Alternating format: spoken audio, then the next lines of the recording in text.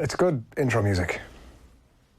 Can just about hear it, but it's good. Welcome along to episode 34, 5, 6? Mid-30s. Mid-30s. Welcome along year mark, to episode number mid-30s of DADCAST. Nathan, how are you doing? I'm all right. Dave? Good morning. How are you getting on? Very well. You're looking very corporate. Ching. What's that, Nathan? Ching, ching, ching? I have an engagement this afternoon, yes. The tax man's taking... Oh, maybe not. None of my cash. I don't have to worry about that kind of stuff anymore because I'm back on the world of PAYE. Right. Well, this is all very interesting. Yeah, for the, it is. viewers. This is arguably the worst intro. You might say yourself. To a DADCAST. You're welcome along. It is DADCAST. As you can see, we are number 3 again. We're still missing the regular host of the show, who seems to have disappeared off to the Far East. We're not 100% sure when he's back, but he's enjoying himself, and that's kind of the main thing. And he's also without his family, which is another... Yeah. I'm sure he misses them terribly. Do you think? No. There'll be that little bit of every so often you'll be thinking, it'd be nice to, to dip in, to be like essentially a part-time parent, to dip in and say, I love you guys, and I love this warmth between us. Like a grandparent. And then, like, the 85% of the time where you're just like, get the saki in. Well, I wonder if you... Like, happy days. Like, if you split up with your wife and you got divorced, could you have that? Yeah, but then... You have your 2 days a week with the kids where they're like, oh, you're the greatest person, and then you go, off you go back for the week and I'll just party on. Well, I'm sure if there are any divorced fathers listening to us... They're like, yeah, lads. Not living in the same house as your kids is pretty tough, I would think. That must be tough. So you're just something we've had a short discussion term about before. Yeah, like, it's just you want to be... I want to be a full-time parent. I mean, not a full-time parent. I take that right back. I want to be a full-time parent. Like, I wouldn't say stay-at-home full-time parent. Yeah. I want to be part-time. I mean, on the scene... They can choose when you want to be a parent. They're in childcare 5 days a week. Yeah. Full-time parents. Yeah, That's kind of full-time parents you want to be. That's what I consider to be full-time. But I mean, on the scene all the time. I think it would be incredibly difficult. But not the topic we've broached before, actually, which in itself might be a unique one. And we don't have any real experience of it. We don't. But the way things have been going in this podcast, we might all have experience at some under a big stage. threat. We've been I did, and it's gone back a couple of years, a really vivid dream one night that we had split up. Right. And in the dream, we're actually having the conversations about, right, well, where are you going to live? How are you going to find an apartment? Yeah, where is she Do we going need... to Boom! At what stage do we have to get legal involved to decide, do we need to visit the court to sort this thing out, or can we come to some kind of amicable agreement? It was incredibly vivid, incredibly detailed. So at least, in virtual reality, in my own mind, while I was asleep, I got some insight of the panic that some people out there must be feeling when they realise, like, we're probably reached the end of the road here. And you obviously want to stay close to wherever the kids are, so you can see them whenever. Yeah, that must be very tough. Like, it's very hard. So that's Dave's fake divorce experience. If anybody has any, real experience, definitely a conversation we'd be open to having to sort of, certainly in terms of feedback, that anybody might be able to send in some thoughts or comments if they've been through it. Yeah, and we all know people who are no longer with their spouse or with the mother of their child, and they have a great relationship with their children, and people make things work, but the initial stages, I'd say, are very tough. So good luck with that, lads, when eventually the inevitable takes place and both of your wives think... Did you have a good lawyer in your dream? Well, we hadn't got to the point yet where I need to engage with a lawyer. I bet you think you would be reasonable. You as would a thing, think, yeah. But the very nature of a divorce, I imagine, is that everyone becomes incredibly unreasonable. It probably depends on your personality as well, doesn't it? No, but like, if you think it about depends this, on what's led to the divorce. Yeah, what the circumstances behind the divorce. Circumstances behind the divorce, but also, like, you're talking about the practicalities of it. Like, if say you were to get divorced now and you're living in Dublin and you have to move out of your house, yet you still have to pay for your house. Yeah, and rent. And you have to try and rent somewhere else. Like, it's impossible. You'd have to pay for your house. Why not? Like, just because you're not living there, the mortgage ain't going away. Yeah, but I mean... like, that's where the stress and the strain, I imagine, comes in. At one point, obviously, in Irish society, not that long ago, there was, like, the tradition was that one of the partners would work and the other one wouldn't. Like, it's really, we're no longer in that position. I don't know if that actually changes that dynamic or not, possibly not. Yeah. In terms of, like, who pays for what, and it was a very different dynamic 20 years ago, right? Like there was one person earning and one person not, by and large. I know there were exceptions, but by and large that's the way it was. So then afterwards it was like, right, well then if you go your separate ways, then I'm going to need to get half of your money and you're going to need to continue to pay for the house or whatever. I don't know if the modernisation of relationships has impacted on that. Well, again, it all depends if how much access to income streams the person still living in the house has. If they're fine, absolutely fine, he or she can just maybe soldier on their own. But I'd say the vast majority of cases, the husband or wife that's left still has to fork out for the mortgage, still has to pay child maintenance, still has to pay all of that. Well, there's no way it can be straightforward, because I'd imagine your entire life setup is changing. So you're looking at it from the point of view of, right now, your setup is this. But if you were to leave and your wife had the kids all week, well, suddenly, is there extra childminding expense? Does she have to leave her job because you're no longer around because you're such a fucking bollocks? Well, maybe you weren't to blame, Nathan. Well, I'm just saying, Adrian, and you're like... Oh, no, in my instance, let's face it. Like, you revealed too much in the court proceedings. What did you do? I told the nation that my wife snored. Oh, no, they would just rerun episodes of DADCAST. And the judge would go, I'm sorry, everything. but You're not getting any custody. You don't deserve. I literally have quotes of you saying, God, I'd love to not have the kids for that would be... I couldn't make any argument to that. That would be fair. It's worth... getting someone to talk. Though I do wonder now when our wives see the name of this episode, the divorce episode. It's only taken us 35, but we've come around to the very end of the DADCAST, which is, how much of a pain in the ass is divorce actually going to be? Yeah. Anyway, that's quite a bright note to kick things off on. Fair play. Yeah, is that a reoccurring dream, or? No, just the one. So the only recurring dream I ever have involves college exams. Right. I have that about 4 times a year. Wake up in a cold sweat. I'm so thankful when I've woken up that it was a dream and that I'm not 3 months behind on my studies. And it really impacts on your thinking. Like when you have that divorce dream, you wake up the next morning and you're like so nice to your wife for about half an hour, and then you're like, we can all move on now. Did you tell her about this? I did, yeah. Because that could easily then lead to a row. Yeah, well, And what were you thinking? And you thought that just... Oh, you thought you'd get custody of the kids. Oh, because you're looking great. No, her only take on it was... Yeah, well, now you know what it would feel like, so you better get your act together. That's a fair point. It's the custody is an interesting one, isn't it? Because, like, if you were to go through that, if you were to put yourself in the position that you were going through that, like, is there almost an acceptance that your wife will be the one to take custody of them, and would you almost feel guilty about trying to take them from like that? Like, but again, I'd imagine the stress that you can't even possibly imagine until it happens. And sitting here right now, where it could never happen, you'd go, well, of course, the best thing for my children will be probably, I don't know how it works in... Well, they have to stay in their family home. If it's split 5 days a week, 2 days a week, I would say the best thing for them is to spend 5 days a week with their mother.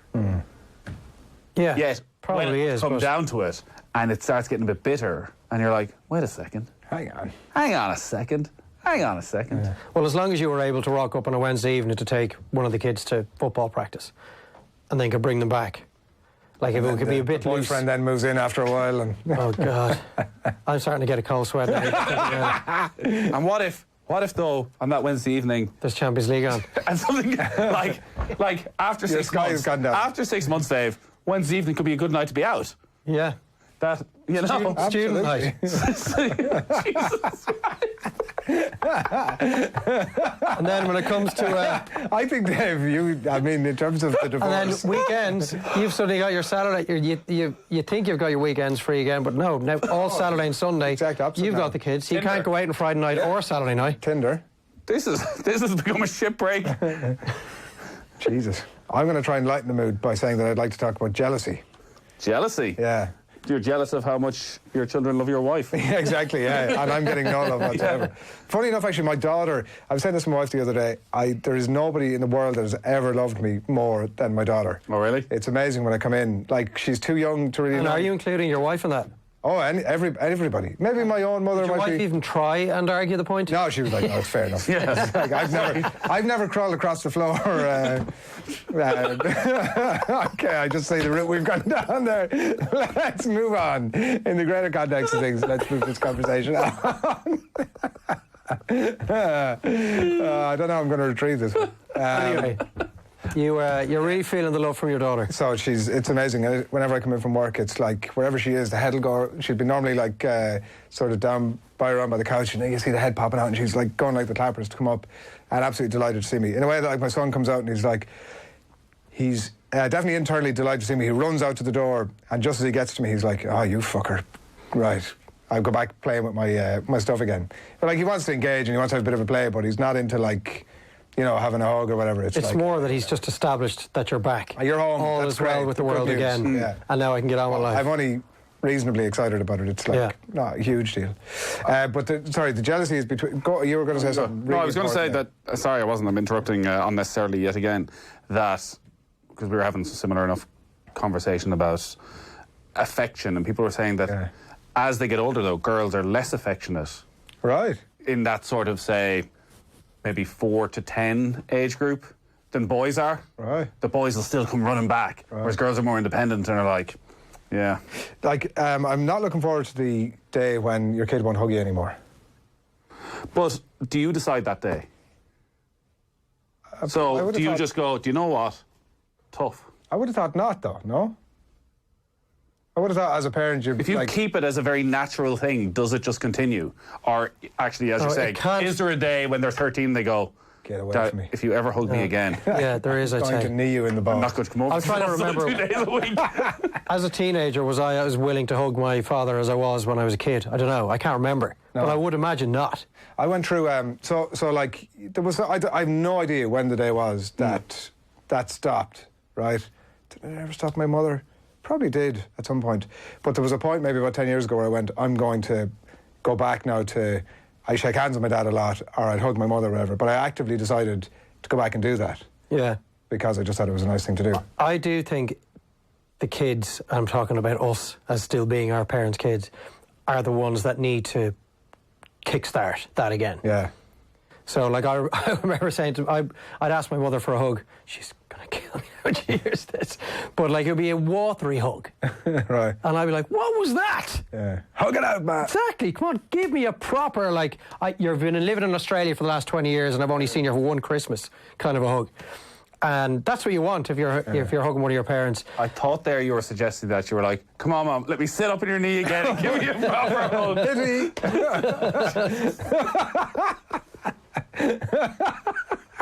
Something wrong with you. You said it quickly enough, though, that I'm sure a lot of the listeners will have missed. Well, and now they're rewinding the episode so they can hear it again. It's a very niche reference that you've come up with there. Niche. It was like the most popular TV show. But it's a long around. time ago that it happened.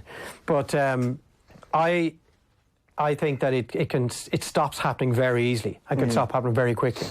Now, mine are too young for that. Well, I'd say too young. My 5-year-old is like still pick them up from creche or wherever it is, and the two of them come racing down the hallway. Oh, Daddy's here! This is brilliant! And the 5-year-old just flake out the door, jump into your arms. It's amazing. The 2-year-old will sprint at the same speed and then hit the brakes a metre from you. Right. And that's it. Oh, that's you done. Done. There's never a hug. Wow.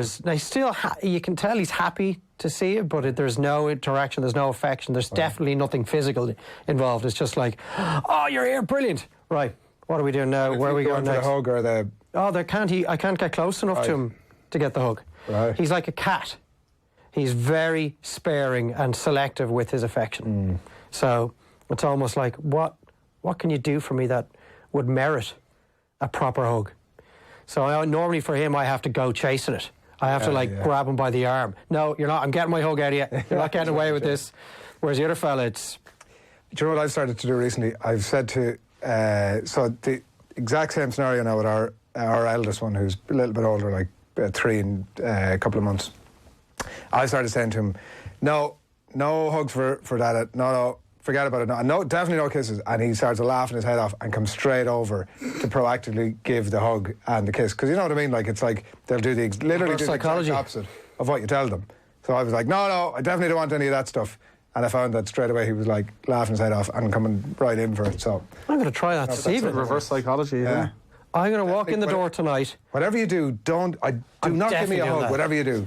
And see what Will you send me a WhatsApp to remind me to do that tonight? I will, Dave. I'm going to walk in the door, and when he sees me, go, no, I'm sorry. There's no hug. Forget it, buddy. And he'll just go, No, I'm not saying there's no hug. What I'm saying is you don't be coming looking for it. It's not happening. Like, obviously he knows by now, because we've done it like 100 times, that that's exactly what's happening, because he'll come looking for it and I'll gladly accept the hug. So the reverse psychology only works to a point. Okay, but You know what I'm saying? until you get to that point, Yeah. you can keep doing it. Yeah. Well, the day I fear, I kind of know, it's coming, but like holding your boy's hand, walking down the street, like as every day goes by, you're one occasion closer to the last one. Yeah. So that never happened again.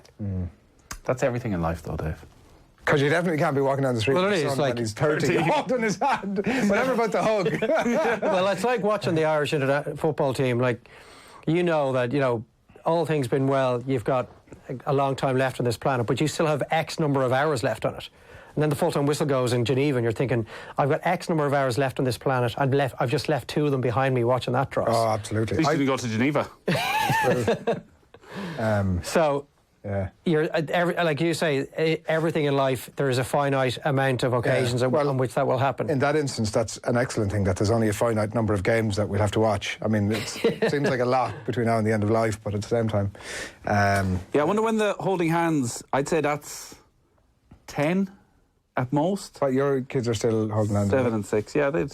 But what are you doing? Like crossing Then the you road, don't really obviously, need to and- hold their hand. Well, that's the point, isn't it? Like, I would hold on to his hand or his hood or any part of him that I can get when you're at traffic lights or Yeah. whatever. Like, other than that... Well, our 2-year-old that's always already gone. Is it really, Absolutely right? no interest. Don't touch me. But, like, if you're standing at traffic lights... No, I have to. It's the hand holding is a physical rough grab on Right, my isn't it? part. Hand of the As in, wrist. like, I'd rather you didn't die over the next 90 seconds. yeah. So I am going to hold your hand, or it might be his upper arm. But he's absolutely no interest in having his hand held. He's got no interest in being helped down a step or up a wall or off a chair or into the car. I'm not allowed to put him into his car seat anymore. Like, he's the most independent creature I've ever come across. That's great. Well, it is great in some ways, but at the same time, he's trying things that he's physically incapable of. So he's like, I'm going to climb this wall. I need to get up there, but I want absolutely no assistance from you. Then halfway up, he comes back down and, like, crack himself off the ground. Yeah. Or if you perceive that he's in a little bit of bother in the middle of whatever task he's trying to complete, and intervene and help him up, say, that last step, World War III erupts. What are you doing? I told you I didn't need any help, and there you are, help me up. And he's absolutely fuming that you had the temerity and you were that patronising that you stepped in when clearly it's like asking someone on the Dart, will they like your seat? And they look at you going, what sort of... I did that in the bus yesterday with a woman, and it was only when the words out of my mouth, I was like, she could actually slap me in the head now for this. I wasn't like... What age was she? It wasn't an insult or anything like that. But she was like, no, this might be insulting. Early 50s, probably. It wasn't even like... Why are we asking a woman in her early 50s? It was a seat? jam-packed bus. Yeah. And it wasn't really the fact that she was in her early 50s. I just thought, the seat I could give or take. You might actually want the seat. She was wearing some sort of heels. So I was like, well, maybe you'd... And what was her response? No, to be fair, she was like, no, I'm all right. And then a seat became vacant not long after that, and she took that. But you could be likely to get slapped in the head for that question. You could well be likely. Yeah, I thought you're in very dangerous territory there, asking her, did she want a seat? I know somebody who held... If it was a held the bloke door. of her age, you wouldn't have asked her. Maybe in that instance... asking. maybe in that instance I wouldn't have. I think that's a reasonable point. He's just been polite. No, but Well, is there not some latent sexism involved there? Well, I know somebody who held a door for a woman, and the age had no relevance here whatsoever. Like, stood for a couple of seconds to hold a door for a woman to walk through it, and she lit him. And the point being that, and I would What be do you the mean same. she lit him? That's just She ignorance. absolutely lit him. Saying what? Saying that, like, how dare you have the temerity to stand and hold a door for a woman. God, I stand and hold doors. The point Was this being, no, the point You know being, this person? Yes, the point being that it wasn't. He sometimes sit in that seat. The point that It was he Gilroy. made. The point that he made was, and I would be the exact same. I would have held the door for a man or a I woman. open doors and hold doors for men all the But time. he was like, so that was the point where she was. okay, well, she see, had that's, taken it as. I don't think that... Maybe that, she's just a dickhead. Yeah, that's It sounds like she precisely. was, yeah. That situation is irrelevant. That woman was just the being... woman. Yeah. No. She was just being incredibly ignorant. Yeah. But I can understand why a woman in her early 50s would No, she was bristle fine at about being it, by offered the a way, but I'm seat. just saying she could have. What happened at the beginning of this conversation?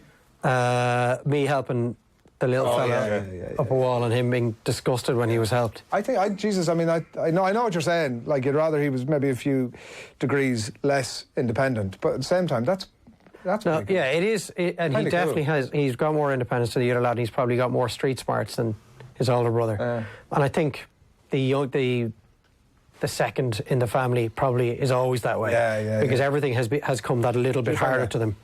Sorry, I'm so tired. At what stage did you tune out? I think at the bus with your one, he was like, I don't know what's going on. That may be the first time a broadcaster has ever said that mid-panel discussion. Right. Sorry, I just so tired. Do you want to leave? Can you leave lie down. Just like hit me there in the last 10 minutes. Right. What part of this conversation did you tune out? Where did we lose you? Had you not just had a coffee? I've had 2 coffees, right, and I'm still wrecked. Wow. Trying to lie down. Actually, that should be the next step of the DADCAST. We have our own little private area. I don't know what's happening here. For our own little sleep pods or something. Sleep pods would be a great idea. I was thinking about this as a business idea, like sleep pods in Dublin city centre, where you would charge. Now, they have to be singular pods that you can, like those Japanese style things that you're essentially on a tray, like one of those things when you die. So 2 people can't squeeze in, is what you're saying. That's exactly what I'm saying, Nathan. I bet you they still try. Maybe they do. We've really gone off. One person only pod. Off the grid here. Because you get so tired being a parent. The opportunity in your lunch break for even a half an hour to go and get a kip, would be... Now, I shouldn't reveal this, but I will anyways. Or maybe I'll just go, a certain radio station presenter who works in this building... Right. Upstairs. There's a lot of children. Throwing names at you now. I'm not going to say who. Used to come in, and so he'd come in the morning and... Come early in the morning. Not that early. Have his meeting for the show. So he works for Today FM, and it's a bloke. And then he'd have a nap on the couch. It was mainly, I think must have been back in the old studio. So he'd have a nap for like an hour at lunchtime. He'd go into one of the couches near the studio and just lie there and have a nap. I've heard this story before. For an hour. I don't think who it was. Right. Well, if we could get away with that. I don't even need an hour. 20 minutes. Power nap. Yeah, power nap. Just something to rest your eyes like. Yeah.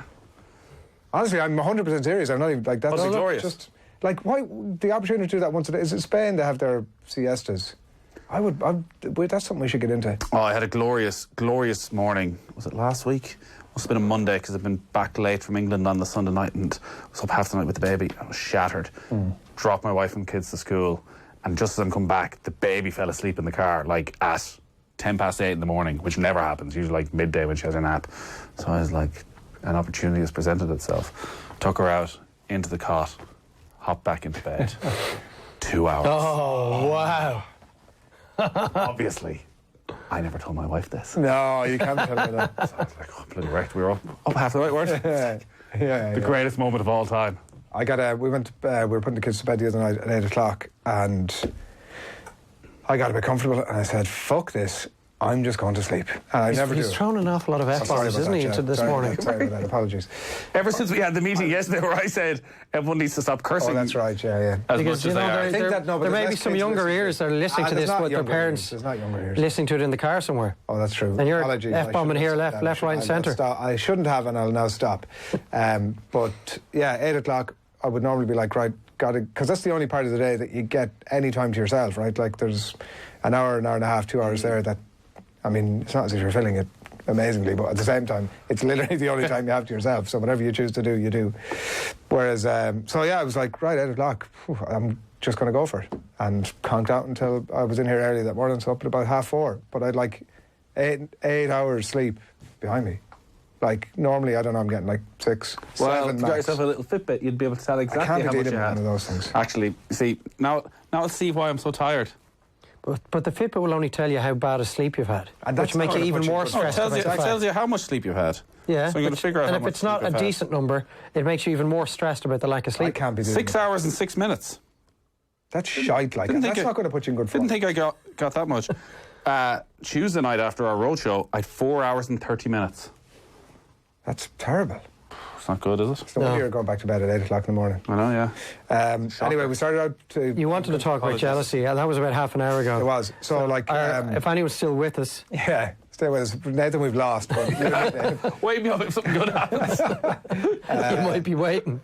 So it's just, there's this like insane jealousy that's now gone both ways between both of our kids. And it's largely to do with any attention from their mother. So it's like, if my mother is holding my son, my daughter's going crazy, she wants in on the action, or vice versa. They've started, so my son would always sort of, he doesn't want to overtly hit her because he knows that we're not happy with that. So he'll try and inflict as much pain as subtly as he possibly can. So whether that's like shuffling over to sit on her leg, or give her a sly elbow, or whatever it might be, a sly headbutt, any of that sort of stuff he's into. But she starts thumping him back now, which I'm actually all for. I don't know if that's the right thing or not, but I'm like, good on you. Hit him a scalp, because like, it might be the only way. Whatever we're saying to him is having no impact whatsoever. But it's for everything, right? It is to do with the mother's attention, it's to do with toys, it's to do with food. It's like, let's say there was 20 toys sprawled across the room, and she goes and picks one out. Not even his favourite toy, nowhere close to it. It could be on that list of 20 toys, it could be the very last toy that he's any interest in, but she's got it. And he's straight over pulling it out of her hand. And like, how many times do I have to say to him, here, there's 20 toys there, just pick another one. Doesn't matter what you say. Welcome to the world of the sibling rivalry. You do. There's absolutely nothing you can do. They just fight. That's what they do. Your world now do you never say anything to them? When you're at home, you'll spend 40% of your time being a match referee, stepping in like a boxing referee, ensuring that there's no low blows taking place, but you can't actually stop the fight because it's going to happen the second you turn your back again. Yeah. You can do the black sack and you can put toys that, like, I mean, that worked 4 times maybe, and then, I don't know, we've no real deterrent now. We don't know what the path of best punishment is at this stage, because they get over things so quickly that nothing leaves them really upset. Can't permanently scar them. Yeah, like, despite all my efforts. You just hope that they get older, they get more mature, that, like, you know, and our boys do play together more than they used to, but they do still fight as much as they ever used to. It's the bickering is something that you can learn to tune out. You can develop your own selective hearing, and sometimes my wife wonders how I can put up with the two of them slagging each other off and teasing each other, because they know exactly what buttons to press with each other. Like, if the older guy calls the other guy, "You're a nappy baby," is his favourite slag. And because your man is like 4 months out of nappies, he thinks, "Oh my God, I'm a big boy." So he takes that to heart. And if the younger guy tells the older guy that he's bold, he can't handle that. So they know exactly what to say to each other to set each other off. But I can deal with all that. I could listen to it all day, because it just goes in one ear and out the other. But it's the violence and the aggression and the fisticuffs that sends me over the edge. And years on now, it still sends me over the edge. And it's only going to get worse, because the bigger they get, the more damage they can do to each other. So we've entered that stage where my 2 lads get on like an absolute house on fire, like are pretty much inseparable. Have always been like that? Have always pretty much been. And when one of them is not there, the other one is like at an absolute loss as to what they do. And like last night, so in the house we're in at the moment, their beds are pretty much together, so they're essentially at the moment, by the way, essentially sleeping. They're essentially sleeping in the same bed, 2 single beds pushed together. So like, it's hilarious. You come home at like late at night, and literally one of them is asleep across the other one. Right. But last night, get home and like it's like 10:15. They're still awake, roaring, laughing, and chatting about match attacks or something. And next thing,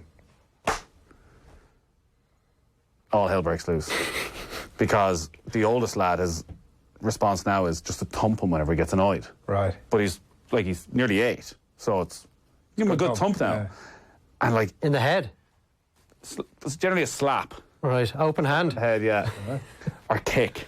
But like everything now is violence.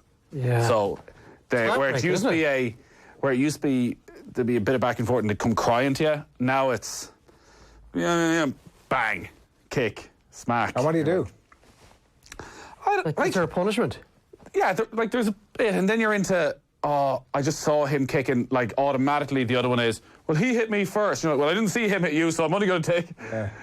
And you're trying to weigh it up, and then you're kind of going, well, they get on 95% of the time. So, like, let them at it? Kinda. You just don't want one of them to box the other one in the head to the point where, like... Well, there is that. I'd always be worried that the older lad, like, that there's just that bit of stupidity there that, you know, the younger lad will be on the ground and he'll give him a kick. Yeah, or drop his knee or something, and then you're next the to top going rope. to A&E. Yeah. Oof.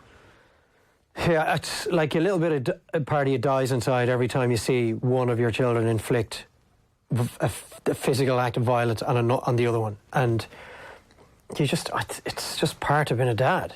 Your kids are going to hurt each other. They're going to belt each other. The one thing that frightens me the most is if the younger guy's sprinting somewhere, and he's been chased by the older fella, and what looks like a bit of harmless fun, like a game of tag or something, he just gets a push in the back, a nudge in the back at the wrong time, and next of all, he split his head open off the door or the edge of a shelf or something, and that's the thing we really clamp down on.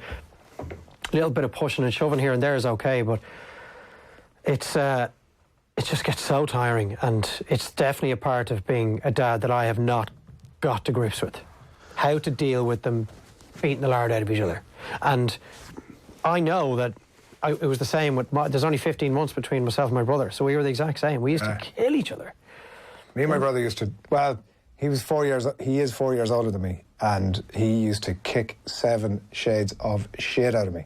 And I was actually reading a thing recently about sibling rivalries. Like, this is the quite depressing thing about it, that as you get older, the dynamic of the relationship doesn't necessarily develop. Like, you still bear these he used to kick the shit out of me when I was 4 and he was 8. I was 8 and he was 12. Well, he's not going to suddenly wake up at 18 and go, oh, you know what, I have a respect for this 14-year-old now. Yeah. We're now on a level. Well, at what age did the relationship change then? Where you were both equals?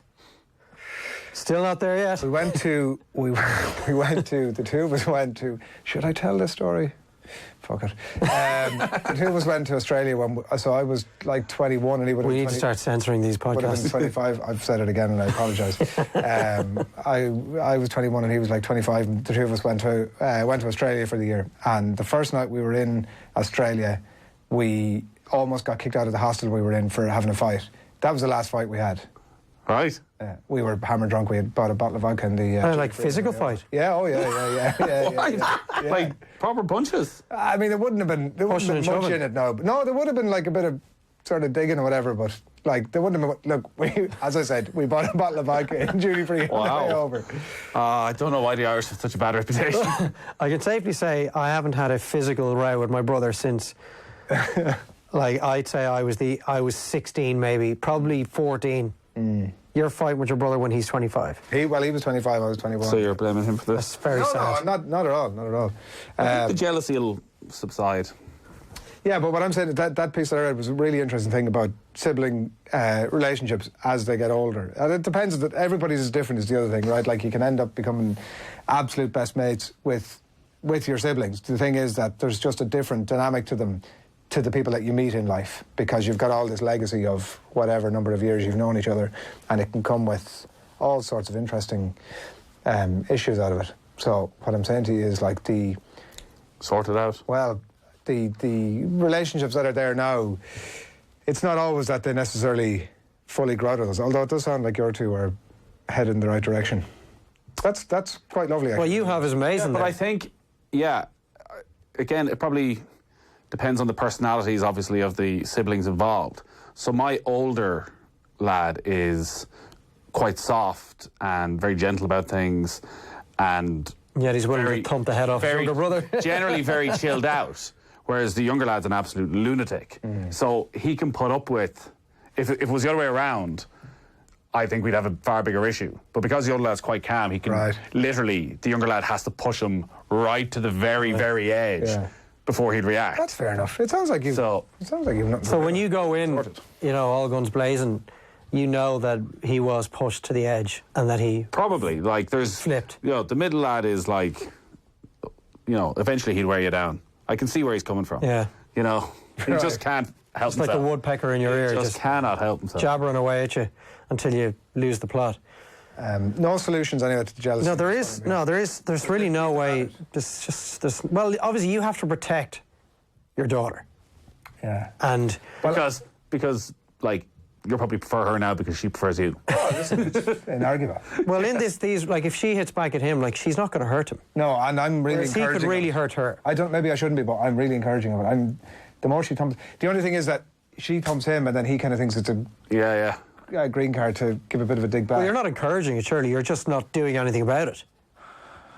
You're not patting her on the back saying, Go over hit there. him harder next Go over time. there and give him a Not kick. overtly, but obviously internally I'm like, good on you. Right, well, keep it internal. But it is your duty to protect her. Just the way, it's my duty to protect the smaller fella, because he's never, bar if he clamps his jaws around him, which has happened. Right. Like, that's really the only way he could hurt his older brother, who still has a mark on his back from an incident about a year ago. That's great. But, From a bite. yeah, while he was wearing clothes. They do So go I don't know through how he phases managed to of do biting it. as well, don't they? Yeah, but unless, she's using her teeth, there's nothing really she can do to hurt him, but all the pain will come in the opposite direction. So yeah, you'll have to say to her, and you do, in fairness to your son, you do have to be openly seen to be admonishing her when she thumps him. Yeah. Even internally, you might be going, well, he deserved that, and it was coming. But out loud, you still have to go, no, we don't. That's not the way we solve our problems in this house. And we keep our hands to yourself is the motto in our house all the time. But it sounds like from what you're saying, it's just totally pointless.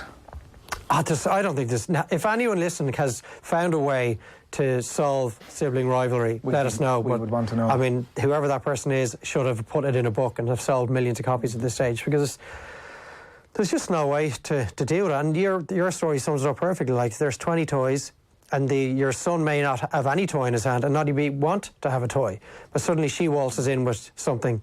He wants that straight away. That, yeah. And when that happens, that's a daily, if not hourly, occurrence in our house.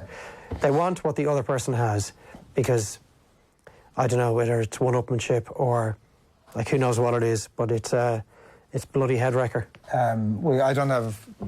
Ger's gone off, and he's the only one with access to the email account, so we've no correspondence. We probably have correspondence. We just don't know what it is because there's probably a flood of emails now that we won't get to until next week. Yeah. Don't know how we'll get through them all next week. They'll all be to do with jealousy. Anything else to get off your chests? No. No, not really. I joined the Parents Association. Oh, sorry. Yeah. So now there's half the DADCAST. So how did that come about, Dave? I just got jealous of you and said, You volunteered, did you? Well, I did volunteer. I was asked. People recognised around the place that, that you were humble and there was Yes. a lot of humility and Right, okay. And no doubt, in the meantime, you've won the Sports Broadcaster of the Year award, so your modesty and humbleness. People stop bringing this up all the time. Well, it just shows what I really wish people would stop bringing this up all the time. if anything, it just shows what a farce the award system was. But anyway, Wow. no, I just thought, the WhatsApp went out to the entire class, the parents of everybody in the class, and I just thought if I'm going to show an interest, maybe I should show it from the start. So how many are on the class on the Parents Association? Oh, there was a good few. I'd say there's definitely double digits anyway. Oh, really? Yeah, I think so. Nathan's struggling. The reason he's not quite chairman yet, Dave, the reason he's the incoming... No, can't confirm. or can't deny even anything. discuss it. Can't at even this discuss stage. it. It's a big role. But the only There's a reason... lot involved from what I can see, because our chairperson is incredibly good. She gets through so much organisation. I'm taking an insult from that, Nathan, if I were you. Are you sure you're up for such a task? Delegation is the She's really key. good. Delegation is the key to... The only reason No. there's nobody on the committee is the only reason he told us before. That. because how many people do you need in the committee? How have you got double digits? Have you a representative from every class? I'd say there probably is, yeah. No. The meeting, certainly the first meeting we went to, there must have been 30 people in the room. And then Is that the forms, AGM? Yes. And then the forms were handed around, and I don't know what the numbers are in terms of people who signed the form and said, yeah, they'd like to be a member of the committee. Was there a public vote? No. I'd say you were just, if you were happy to be on the committee, you're on the committee. See, in mine there was a public vote, which we shouldn't forget that I was elected, even though I didn't turn up. Above somebody who was there. For the chairman. No, for the actual to be elected on onto the the committee. PTA. Well, So maybe- what's happening with the chairmanship? Maybe you were elected because you didn't turn up. What? You couldn't They were like, protest. this guy has his priorities I'm right. suddenly very interested in this whole chairman thing in a way that I never was before, because you've got all coy on it. Oh, I just- Whereas you sat here 2 weeks ago and went, oh, by the way, I'm the new chairman. I told and you then last that week the, he retracted. The constitution of the PTA is that Wouldn't allow there it. won't be a new chairman until after the AGM. So I'm waiting until after the AGM to see When if... is that? A couple of weeks. Right, What is the main purpose of the Parent Association in your school? Well, that's just fundraising? That's always up for debate, I think. Different people have different... My thoughts on a PTA would be that it's to raise money to assist the school. Yeah. A lot of people would probably feel that It's a voice it should for be... the- It's a voice for the parents to influence the school, which Okay. I don't think it is. I think it should. I think there definitely should be an element, whatever about influence, of representation. Oh, there is representation, but But that should be secondary, I think, to raising money for I don't think so. iPads and initiatives and tours and Why that is the kind of government stuff. paying for that shit? Because they don't have any money. Well, that's a disgrace. But the body should be There's primarily schools as a around up and down the but- country, Adrian, that don't even have heating. That are they're It's an outrage. prefabs where you see, I think you're going down a very dangerous road if parents' associations have any real influence on the running So of I'm the not school. talking about. I mean, the influence one is a grey area, right? But what I'm talking about is like a country with a culture of not speaking up, particularly in relation to education and the various aspects of it. So, like having a representative body who can go to the school and say, we have a concern about this, we have a recommendation about that, we have whatever it might be. Like that would strike me as just a very healthy. no, well, that can be part of. I think that should the be remit of the Parents' primary. Association. Can But don't be, forget, but I do think it's very difficult to not step past the boundary of telling professionals how to do their job. plus you've But they're got your children. kids. Yeah, but they're they're professionals. in the if you Parents' don't like how they've been taught, put them in another school. But it might not be that it's that extreme, but it might be just something that needs. Like what? I think it's. I Give think me an it's a very- example. I You think might that- need just to go to the teacher yourself. Yeah, that's what there is a procedure in place that if you have an issue in the classroom, you don't bring it to PTA. You go to your teacher, who then brings it to the principal. If it's a greater issue that's not over your kid, you can bring it to the PTA. So if it's a greater issue. But the Like PTA's role is not a to more be general issue. Is not to Culture. be at. If you have an issue, it's bound to be specific to your child. Well, it might not be. It might be a case that you and a couple of parents have been saying, "Oh, have you heard about the way that teacher's doing that thing? It's not exactly." Oh, well, that's definitely not the role of the PTA. No, Well, whose role is it? That's you have to go to the board of management. You go to the principal and the board of management. Right. Like the PTA again, this is my opinion, not the opinion even of the PTA I'm in. But when I got on it, my idea will be the main objective is to raise money, and that there are procedures in place in every school that if there are issues, you can go through. Like we had a survey of parents and things like that about do they want a uniform, do they want this, that, and the other. Yeah, that's what we have. Well, we've chosen in the last week a redesign of the tracksuit and the fabric involved. I think that's as highbrow and world-changing decision that we'll be involved with. The rest is all events, Well, you two are fundraising. the experts in the PTA, so I'll leave you at it. One. Well, I'm not an expert. I've been at one meeting and I've agreed to join. I say different PTAs have different roles, but like there's a board of management that there are parents' representatives on, Right. that they vote on every year In every school. in every school. Every school, yeah. And the board of management is the governance of the school. So Lads, I've enjoyed the pick through, whatever it was we picked through over the last while. look at quite wide if there's ranging. is there a national PTA we can now that you actually get launch. paid for? Like, is there a role that we could earn money from this somewhere greater than? If there is, we should be on that committee. Yeah. And then maybe is a European-based one. A European-based one, Strasbourg and places like that, Geneva trips, Divorce, jealousy, the Divorce. PTA, all the important topics today. And we managed to keep Nathan awake until the end. That's the important thing. There was a point where he seemed to re-engage, wasn't there? Like it was like the You had a first half, second wind. It was a bit like Sven's. First half, not so good. Second half, good. Maybe the other way around. I'm back. We'll chat to you next week, I guess. Episode number 30 something in the can. Have a good weekend, lads. See you next time.